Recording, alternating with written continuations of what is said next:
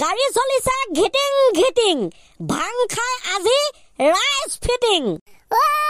বাবা তুমি ত্ৰিভুৱনৰ ভোলা তুমি ত্ৰিনয়নৰ সংগী তোমাৰ নন্দী ভিংগী সতী তোমাৰ মা পাৰ্বতী তুমি আদি কৈলাশৰ পতি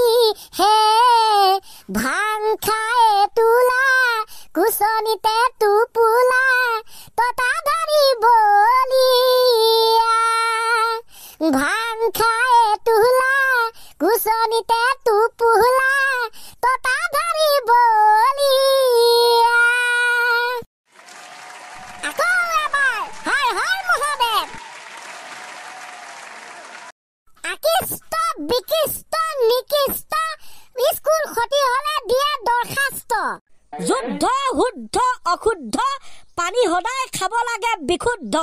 কান্ত একান্ত দুকান্ত খেলি মেলি সৃষ্টি নকৰিবা লাগি যাব বিভ্ৰান্ত এই কি বকি আছ মানে হে এইবোৰ হে কি বকি আছ ছাৰ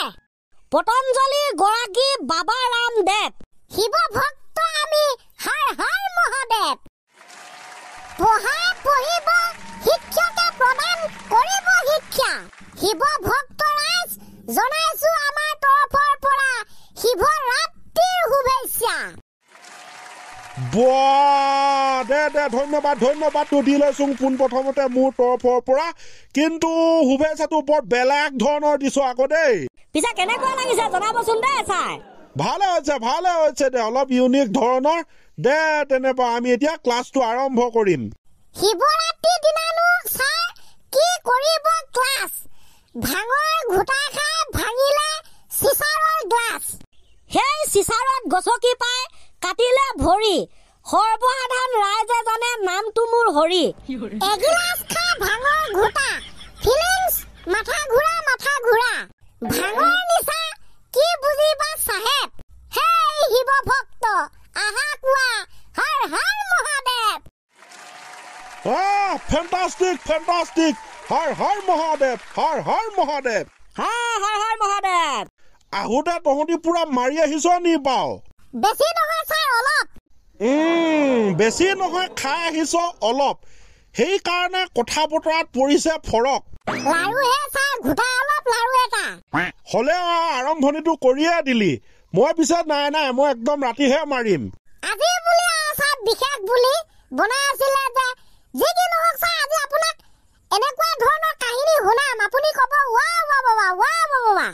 হয়নে শুনা তেনে ভাল লাগিব ৰাইজ সাজু হোৱা কাহিনী শুনিবলে এই মহাপণ্ডিত কিটা এতিয়া শুনাব কাহিনী বান্দৰ আৰু টুপি বেপাৰীৰ কাহিনী মানুহ মৰিলে মাংস কিনি গেলি পচি যায় থাকি যায় মাত্ৰ জকা কাহিনীটোৰ মেইন ব্যক্তি হৈছে এজন বৃদ্ধ ককাকজন আছিল এজন টুপি ব্যৱসায়ী নিজৰ কৰ্মসূত্ৰে টুপি ব্যৱসায়ীজন এদিন বজাৰলৈ টুপিবিলাক এখন ঠেলা গাড়ীত লৈ গৈ আছিল ভাগৰ লগাত অকণমান জিৰাও বুলি গছ এজোপাৰ তলতে বহি ললে আৰু ব্যৱসায়ী ককাগৰাকী ইমানে ভাগৰুৱা হৈ পৰিছিল যে বহুতে তেখেতে টোপনি গলগে তাৰপিছত টোপনিৰ পৰা মাক চকলাই সাৰ পাইছে দেখিছে টুপি এটাও নাই সৰ্বনাশ নিমাও পৰিৱেশ ককাজনে এতিয়া কৰিব কি তাৰপিছতে ইফালে সিফালে চালে একো দেখা নেপালে কি কৰিব মনটো লাগিল ধুৰন্দৰ একো দেখি নেপায় ওপৰলৈ চোৱাত দেখি পালে ওপৰত দেখোন জাক বান্দৰ তাৰপিছত কথাবিলাক বান্দৰবিলাকে আছিল শুনি ব্যৱসায়ীজনে ভালকে চোৱাত দেখিলে বান্দৰ বিলাকে দেখোন টুপি বিলাক আছে পিন্ধি বেচেৰা এতিয়া কি হলগে হয় তাৰপিছতে ককাজনে কি কৰিব কি নকৰিব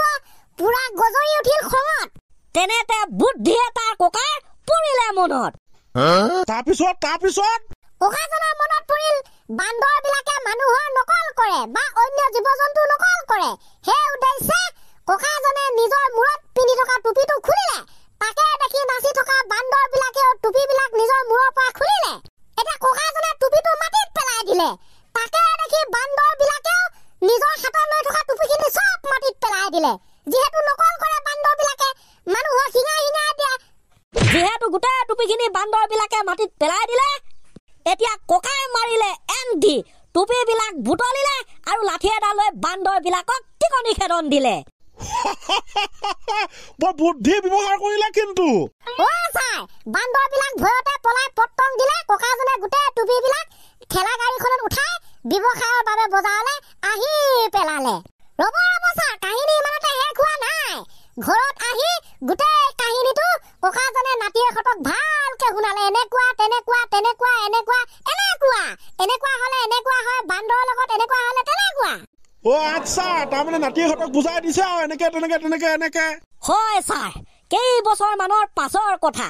ককাজন বৃদ্ধ হোৱাৰ বাবে ঢুকালে এইবাৰ নিজৰ ককাকৰ ব্যৱসায়টো চলাবৰ বাবে নাতিয়েক এজনে সন্মতি হ'ল আৰু ব্যৱসায়ৰ বাবে সদায় বজাৰলৈ টুপি বেচিবলৈ যায় ঠিক তেনেকৈ এদিনাখনৰ কথা সেই নাতিয়েকজনো এদিন ককাকৰ দৰে ভাগৰ লগাত গছ এজোপাৰ তলতে জিৰণি ললে আৰু জিৰণি লওঁতে টোপনি গলগে টোপনিৰ পৰা সাৰ পাই দেখে যে নিজৰ গাড়ীত টুপি এটাও নাই কেনেবাকে বান্দৰে টুপিবিলাক লৈ মেলি পিন্ধি থকা নাইতো আপুনি ঠিক কথা কলে দেখিলে ইফালে চাচা একো নাই সিফালে চাচা একো নাই ওপৰলৈ চালে বান্দৰবিলাকে দেখোন গোটেইবিলাক টুপি পিন্ধি আছে কি কৰিব কি নকৰিব তেনেতে ককাকে যে কৈছিল এনেকুৱা কৰিব লাগে তেনেকুৱা কৰিব লাগে কিনো চিন্তা বান্দৰে যিহেতু নকল কৰে ময়ো তেনেকুৱাই কৰিম সেই বুলি নাতিয়েকজনে নিজৰ মূৰত পিন্ধি থকা টুপিটো খুলিলে আৰু মাটিত দলিয়াই দিলে এতিয়া চাগে বান্দৰবিলাকো সেই নকল কৰি মাটিত দলিয়াই দিলে টুপিখিনি নহয় ছাৰ বিপৰীত প্ৰতিচ্ছবি মানে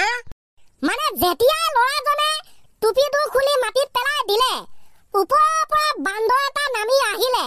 পেলাই দিয়া টুপিটো বুটলিলে তাৰ পাছতে এক থাপৰ দি ল'ৰাজনক ক'লে চাল্লা কি বুলি ভাবিছ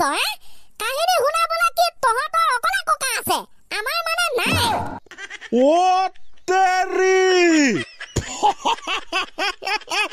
তাৰ মানে ল'ৰাজনৰ ককাকে যি কাহিনী শুনাইছিলে এনেকুৱা তেনেকুৱা তেনেকুৱা তেনেকুৱা বান্দৰবিলাকেও নিজৰ নাতিয়েকহঁতক শিকালে এনেকুৱা তেনেকুৱা তেনেকুৱা এনেকুৱা তাৰপিছতে এতিয়া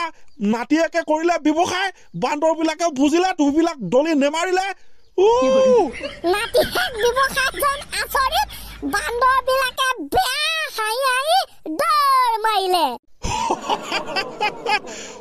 মাই গড সঁচাকে ৰে তাৰ পিছতে ছাৰ বেচেৰা এতিয়া কি কৰিব উপায় নাই আৰু ভাল সেইদিনাখন টুপি অকণমান কমকে আছিলে কেইটামান অকলে আছিলে সিমানটা লছ নহল সেইদিনাখনৰ পৰা শুবলৈ চুবলৈ বাদ দিলে একেবাৰে ডাইৰেক্ট ঘৰলৈ আহে ঘৰলৈ গুচি যায় খাতৰা দেই ইণ্টাৰেষ্টিং লাগিল কাহিনীটো মজা মজা বাৰু যি কি নহওক কাহিনী শুনি ভাল লাগিল আৰু শুনাব লাগিব হৰ হৰ মহাদেৱ আকৌ কলো ন ক্লাছটো ইমানতে আমি কৰিব লাগে খতম হয় ছাৰ ক্লাছটো কৰিব লাগে খতম হৰ হৰ মহাদেৱ